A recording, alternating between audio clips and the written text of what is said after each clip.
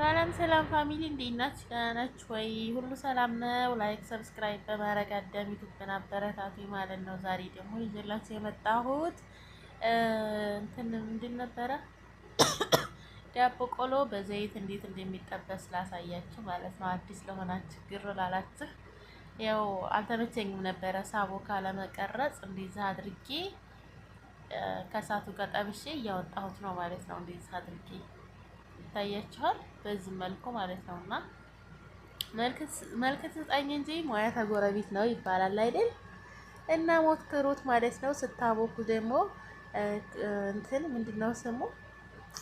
ወይኔ ጠፋኝ። እሺ እንቁላልና ጫው ካረጋላችሁ ከዛ ስኳር ታረጋላችሁ። በቃ ውሃ አርጋችሁ ታቦክታላችሁ ማለት ነው። ከዛም በኋላ እንደዛ አድርጋችሁ መጥበስ ትችላላችሁ። በዚህ መልኩ ዘይታችሁን አግላችሁ ማለት ነው። ይት በጣም አሪፍ እና ቆንጆ የሆነ ነው። ልነግራችሁ አልችልም ማለት ነው። ይሄው በዚህ በትልቁ ሳህን ቆርጬ ያስቀመጥኩት ነው። ከዛ ደግሞ ከዘይቱ ጋር ጨምረዋለሁ ማለት ነው። ከፈላው ዘይት ጋር ይሄው እንደዚህ እንደምታዩት በዚህ መልኩ ሰርታችሁ ሻያችሁን አፍልታችሁ ቀጭ እያረጋችሁ ሲደብራችሁ እንትን መበለት ትችላላችሁ። በጣም ነው የሚጠፋው ያለማጋነን ማለት ነው። በጣም ነው የሚጠመው ቁም ነገር ማለት ነው። እና በዚህ መልኩ እኔ እናንተ ቅመም እየሰራሁ ነው እላችኋለሁ። ይሄው ግር ያላችሁ ሊኖር ትችላላችሁ። በጣም ምርጥ ነው። በደንብ ይጠማል። እሺ ቅመሱት። አሪፍ ነው ማለት ነው። ይሄው እንደዚህ በመላጋይ እየነካካሁ ነው።